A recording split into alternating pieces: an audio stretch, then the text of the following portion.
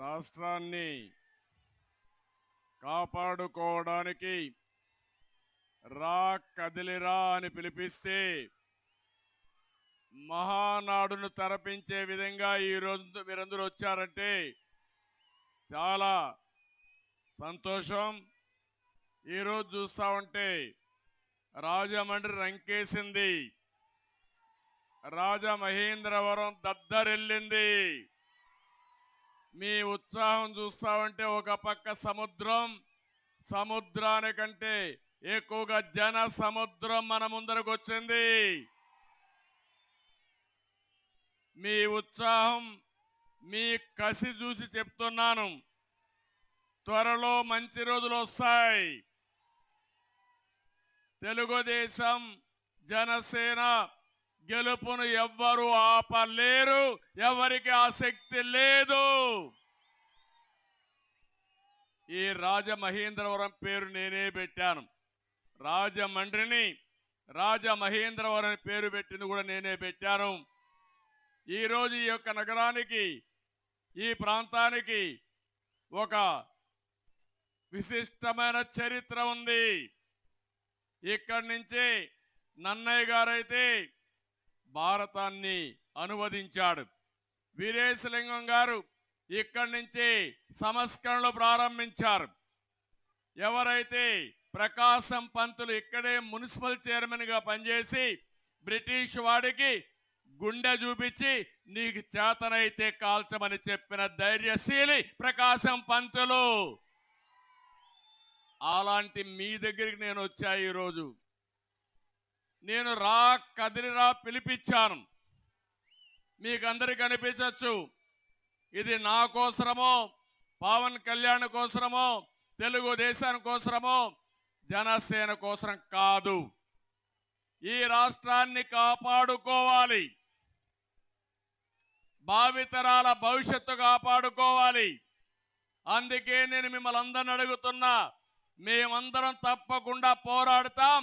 విజయం మనదేని గట్టిగా చప్పట్లు కొట్టి హర్షాన్ని, ఆమోదాన్ని తెలియజేయండి.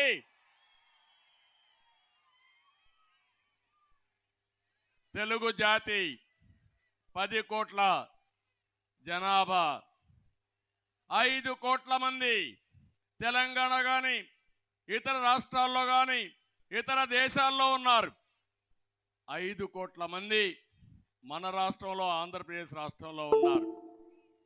ఈరోజు మీరు చూస్తే, ఆ రోజు నేను దూరదృష్టితో ఒక విజన్ ఇచ్చాను. హైదరాబాద్ని అభివృద్ధి చేశాను. ఈరోజు ప్రపంచ పటంలో పెట్టాం. ఈరోజు మీరు చూస్తే తెలంగాణ రాష్ట్రం దేశంలోనే తలసరి ఆదాయంలో నెంబర్ 1 అంటే ఆ రోజు తెలుగుదేశం పార్టీ వేసిన ఫౌండేషన్ ని మీరందరూ అర్థం చేసుకోవాల్సిన అవసరం ఉంది. ఇంకో పక్కన మీ ఊర్లో మీరు చూడండి, 10 మంది 20 మంది, కొన్ని గ్రామాల్లో 100 మంది వేరే రాష్ట్రాలకు వెళ్ళారు, వేరే దేశాలకు వెళ్ళారు. ఆ రోజు నేను ఒక ఆయుధం వాళ్ళకి ఇచ్చా. ఆ ఆయుధమే ఐటీ. అక్కడ వాళ్ళకంటే ఎక్కువ డబ్బులు సంపాదిస్తారు. అవునా కాదా అని మిమ్మల్ని అడుగుతున్నా. ఎవరికైనా అనుమానం ఉంటే, వైఎస్ఆర్ కాంగ్రెస్ పేటీఎం బ్యాచ్కి అనుమానం ఉంటే నేను చెప్పక్కర్లా, మీ ఊరికి వెళ్ళి అడగండి, లేకుంటే నీ కొడుకుని అడగండి, నీ కూతుర్ని అడగండి. వాళ్ళు కూడా నా బెనిఫిషరీసే, నా వల్ల బాగుపడిన వాళ్ళు. అవునా కాదా అని మిమ్మల్ని అడుగుతున్నా. అలాంటి రాష్ట్రం ఏంటి ఈరోజు, ఏంటి ఇబ్బందులు? ఒక విషయం నేను మిమ్మల్ని అందరూ చెప్తున్నా. నిన్న ఒక్కరోజు నేను చూశాను, ఒక సైకో పరిపాలన ఈరోజు రాష్ట్రంలో జరుగుతూ ఉంది. ఒక మానసిక రోగి ఈ రాష్ట్రాన్ని పరిపాలిస్తున్నాడు. మొన్ననే విశాఖపట్నంలో మీటింగ్ పెట్టుకున్నారు. పెట్టుకోండి, విమర్శించండి, మాకు బాధ లేదు. నా ఫోటోని, పవన్ కళ్యాణ్ ఫోటోని, వేరే వాళ్ళందరూ ఫోటోలు 2-3 పెట్టి, వాళ్ళు అక్కడ చూస్తే బాక్సింగ్ బ్యాగ్స్ పెట్టి దాంతో కొడుతూ, కాళ్లతో బూట్ కాళ్ళతో తంతూ ఇష్టానుసారంగా చేశారంటే ఇది నాగరిక ప్రపంచం అనుమతిస్తుందా అని మిమ్మల్ని అడుగుతున్నా. ఇది న్యాయమా అని మిమ్మల్ని అడుగుతున్నా. నేను అడుగుతున్నా, ఇక్కడ పోలీసులు ఉన్నారు. నేను ఆ పని డయాస్ పైన పెట్టి జగన్మోహన్ రెడ్డి ఫోటోకు చేస్తే మీరు అనుమతిస్తారా అని పోలీసులు అడుగుతున్నా. చెప్పండి అయ్యా మీరు.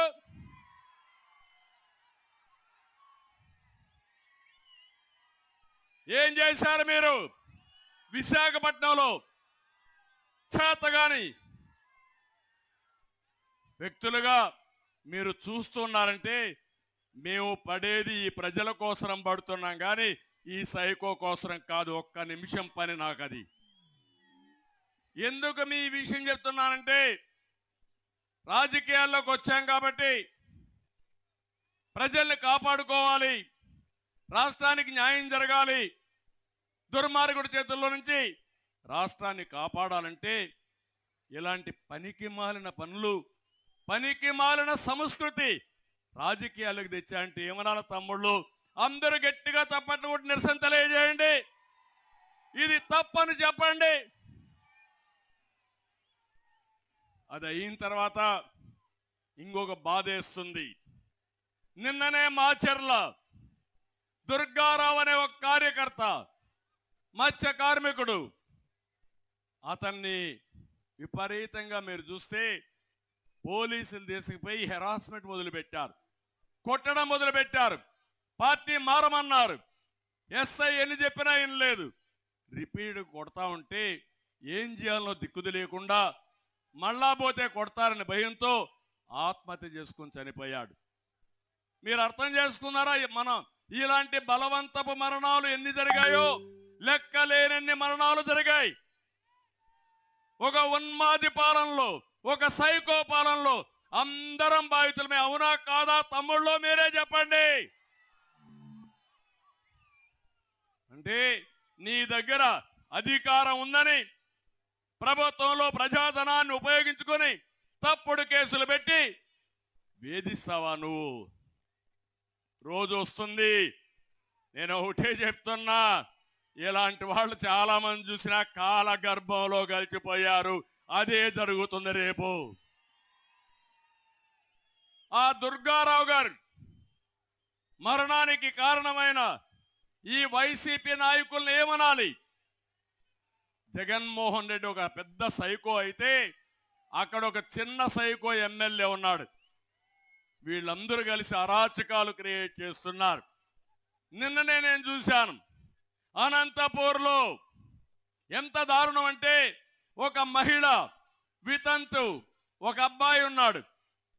ఆవిడికి పెన్షన్ రావాలంటే అది అడగనని పోతే నటరాజ్ అనే ఒక వ్యక్తి, వైఎస్ఆర్ కాంగ్రెస్ నాయకుడు, మంత్రి అనుచరుడు, తన కోరిక తీర్చమన్నాడు.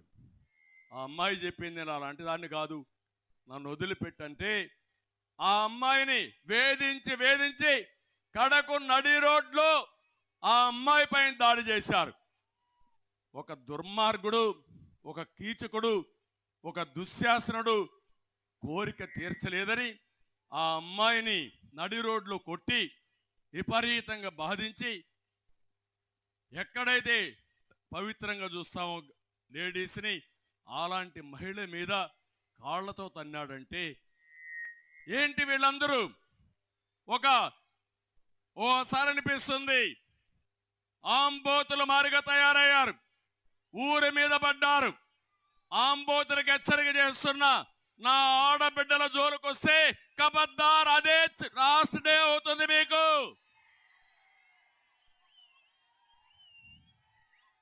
సిగ్గుందా ముఖ్యమంత్రిని అడుగుతున్నా? నువ్వు సైకో అవునా కాదని అడుగుతున్నా?